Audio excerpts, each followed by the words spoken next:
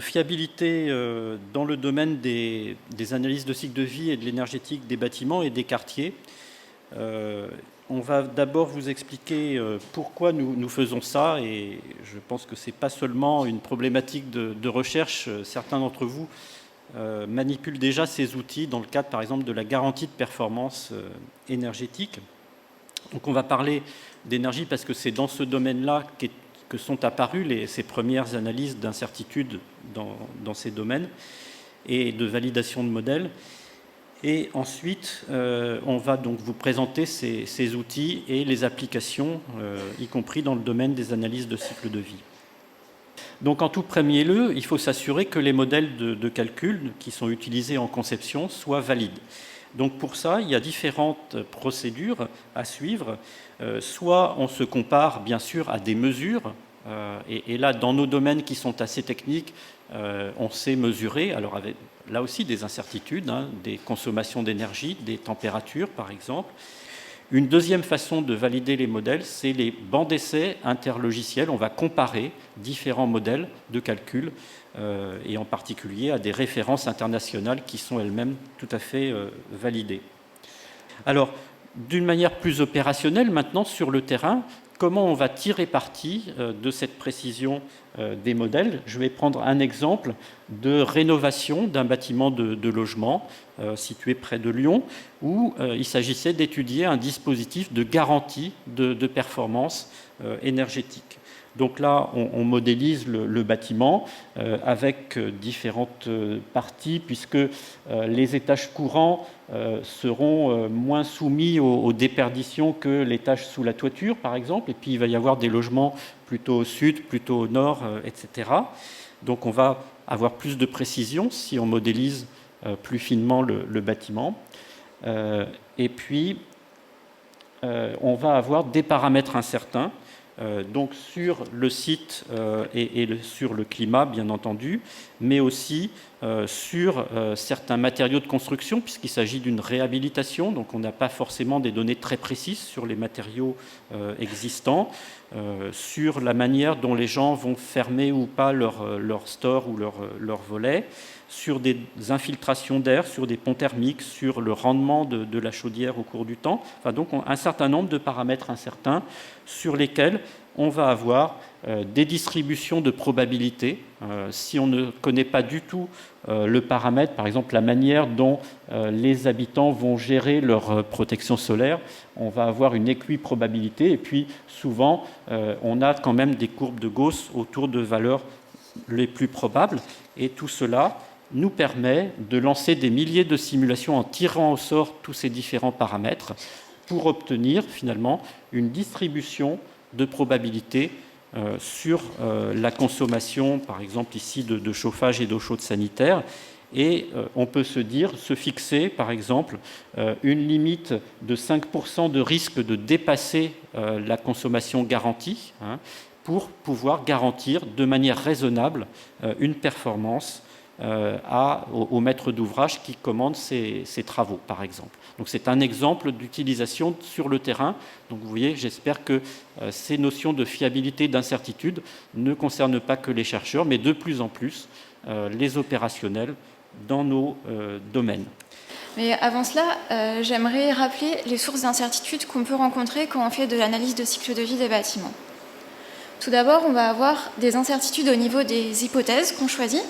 On a vu qu'il fallait déjà faire un certain nombre d'hypothèses au niveau de la simulation énergétique, et on va prendre des hypothèses supplémentaires dans le cadre des études d'ACV, notamment par exemple sur les scénarios de comportement, est-ce qu'on consomme beaucoup d'eau, est-ce qu'on trie nos déchets, ou encore sur les durées de vie qu'on va choisir pour le bâtiment ou pour les différentes composantes du bâtiment.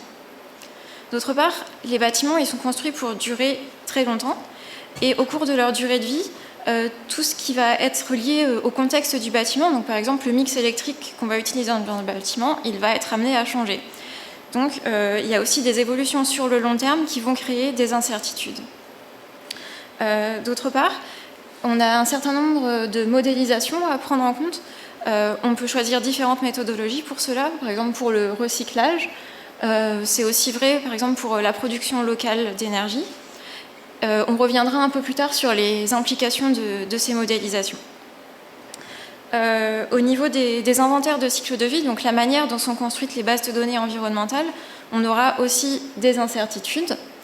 Et de même pour les indicateurs environnementaux, donc la manière dont vont être agrégées toutes les substances pour former un indicateur environnemental, ça c'est également incertain. Ces comparaisons d'outils ont permis de mettre en lumière différents paramètres incertains, différentes incertitudes dans les choix méthodologiques et les hypothèses qu'on fait en entrée. Mais ce qu'on aimerait bien faire maintenant, c'est vraiment quantifier toutes ces incertitudes et savoir si les incertitudes sur les entrées pourraient remettre en question les résultats. Et pour ça, ce qu'on va faire, notamment, c'est des analyses d'incertitudes. Les analyses d'incertitude.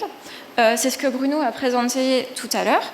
L'idée, c'est qu'on a les paramètres en entrée avec leur distribution de probabilité. On va échantillonner aléatoirement dans les distributions et lancer un grand nombre de simulations avec Pléiades-Compi et Nova-Equerre pour obtenir une distribution de probabilité en sortie. Et ça, pour toutes les sorties qu'on a. Donc, tout à l'heure, on parlait de la consommation, donc on avait une courbe. Dans Nova-Equerre, on calcule 12 indicateurs, donc potentiellement, on peut avoir 12 courbes de sortie de ce type. Mais si les plages de distribution de ces courbes deviennent trop importantes, on va se demander pourquoi et comment on pourrait réduire cette incertitude. Et pour ça, on va se poser la question, quels sont les paramètres les plus influents? Et ça, c'est tout le rôle des analyses de sensibilité. De la même manière, on va échantillonner aléatoirement dans les distributions, lancer les calculs, et cette fois-ci, on obtiendra une hiérarchisation des différents paramètres en fonction de leur influence.